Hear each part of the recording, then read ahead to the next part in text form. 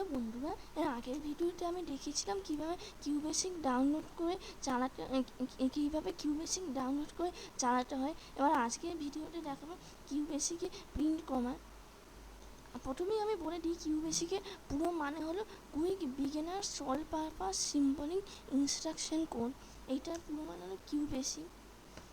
এইবার আমি আর দেরি না করে দেখিয়ে দিচ্ছি।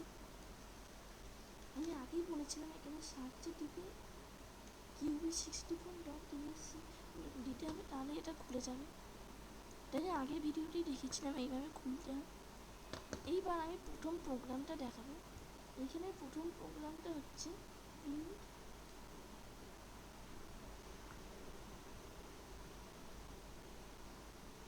Print hello world.